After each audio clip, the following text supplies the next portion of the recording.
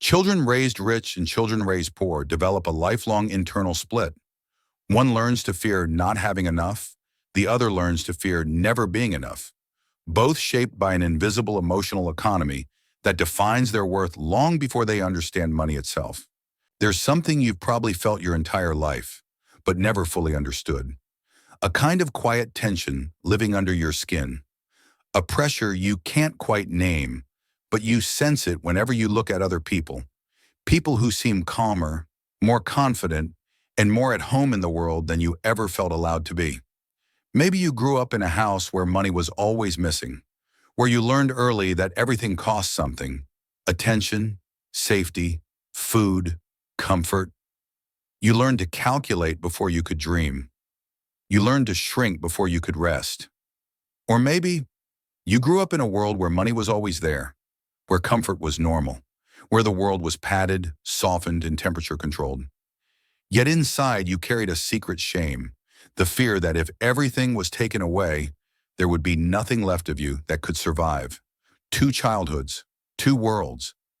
But emotionally, they form a single paradox. What protected you as a child is the very thing that suffocates you as an adult. If you grew up poor, scarcity taught you resilience. But it also taught you to live in fear, to brace for impact even when life is gentle. If you grew up rich, abundance gave you safety, but it stripped you of initiation, of challenge, and of the ability to trust your own strength. Both children, the one raised in lack and the one raised in comfort, grow into adults haunted by a single question: am I capable, or was I shaped by circumstance? This is the invisible wound no one talks about.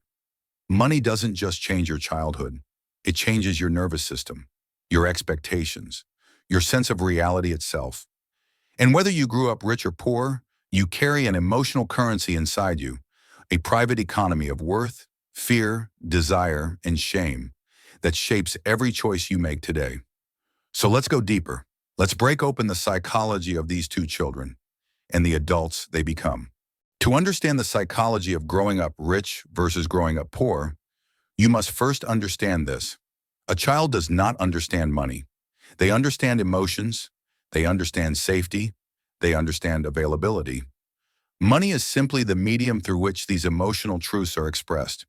Children raised poor often develop what psychology calls scarcity conditioning, a mental model built on unpredictability. When resources are inconsistent, the brain's amygdala becomes overactive. The child learns to scan for danger, anticipate loss, and ration everything: food, attention, joy, and hope.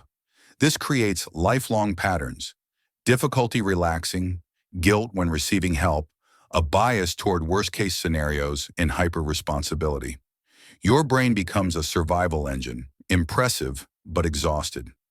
Children raised poor often face learned helplessness, the belief that no matter what they do, the world remains unforgiving. Children raised rich often face the opposite: learned dependence, a covert reliance on external systems, people or parents to solve problems. The poor child learns, it's all on me. The rich child learns, someone will fix it. Both are distortions. Both sabotage adulthood in different ways. When money is tied to emotional presence, children develop what I call an attachment economy. In poor households, parents often work constantly. The child internalizes, I'm not worth their time. Scarcity becomes emotional neglect. In rich households, gifts may replace emotional intimacy. The child internalizes, love is transactional. Abundance becomes emotional absence. Different paths, same loneliness. Imagine two trees. One grows in harsh soil, forced to dig deep roots just to survive. It becomes strong, resilient, but always fearful of drought. The other grows in perfect soil, watered daily, protected from the wind. It grows tall, comfortable, but with shallow roots. It has never been tested. Neither tree is better, but both carry a hidden vulnerability. This is the psychology of children raised rich versus poor. Different climates, different adaptations, same longing for wholeness. Here's the truth we rarely admit. Every childhood, whether rich or poor, demands a sacrifice. The poor child sacrifices childhood itself. The rich child sacrifices the chance to feel capable. One becomes an adult too early. The other becomes a child for too long. And behind both is the same haunting emotional cost, a fractured sense of self. Let's look at the deeper pain. For the child raised poor, the core fear is, I am never safe. Even in adulthood, they flinch at uncertainty. They struggle to trust joy. Their nervous system is calibrated for disaster. A dinner out triggers guilt. Rest feels irresponsible. Asking for help feels shameful. Success feels temporary. They live in a state of emotional hypervigilance, even when life finally becomes stable. For the child raised rich, the core fear is, I am not enough on my own. They fear exposure. The moment someone discovers they were cushioned by privilege. They fear challenges they weren't trained to face.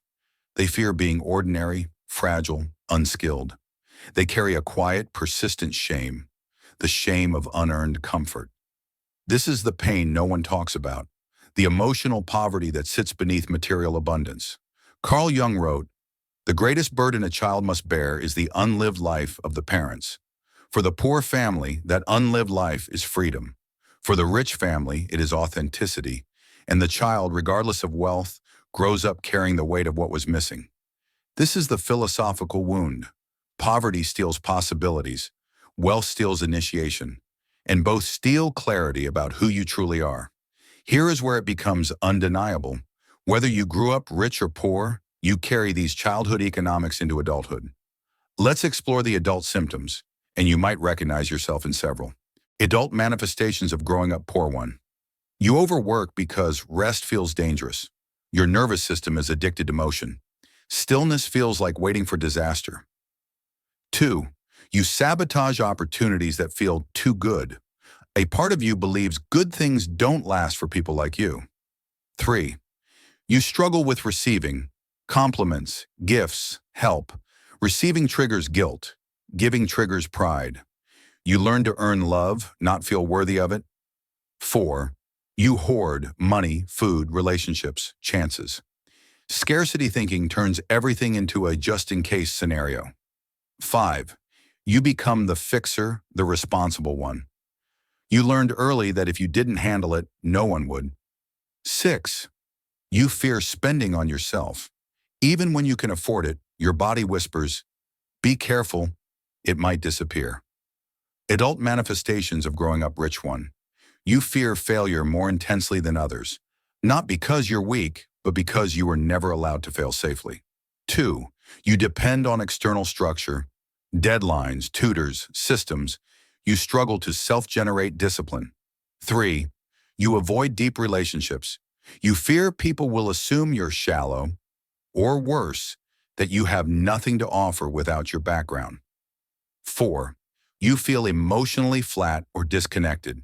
Comfort can become a numbness. Abundance becomes insulation. 5. You hide your insecurity behind competence or charm. On the outside, capable. Inside, you are terrified you can't survive hardship. 6. You feel guilty for wanting more. You had comfort, so why do you still feel empty? The first step of unlearning. Here's the part most adults never do. You must witness the economy you were raised in without blaming your younger self for adopting its logic. Your coping mechanisms weren't flaws. They were adaptations. They were intelligent. They were survival. You weren't wrong for becoming who you had to be, but now you are allowed to become more. So how do you heal something that was built into the architecture of your childhood? You begin by creating a new internal economy, one not based on scarcity or abundance, but on truth. 1. Inner child reparenting. You must speak to the child you were, the one who wasn't safe or the one who wasn't challenged. Tell them, you did not choose your environment, but you get to choose your identity. Write to them. Sit with them. Ask them what they feared. Ask them what they needed. Give it to them now. 2. Nervous system. Softening, regulation changes destiny. For the child raised poor, learn safety without productivity. Sit with stillness. Let your body learn abundance. For the child raised rich, lean into discomfort. Let the challenge become a teacher, not a threat. Small practices change lives. 3. Shadow work. Jung said, "Until you make the unconscious conscious, it will direct your life, and you will call it fate." If you grew up poor, your shadow is fear. If you grew up rich, your shadow is inadequacy. Both must be named, both must be integrated. 4. Choosing softness over survival. Survival mode helped you then, but it is costing you now. Softness is not weakness. Receiving is not shameful. Asking is not dependence. Failing is not exposure.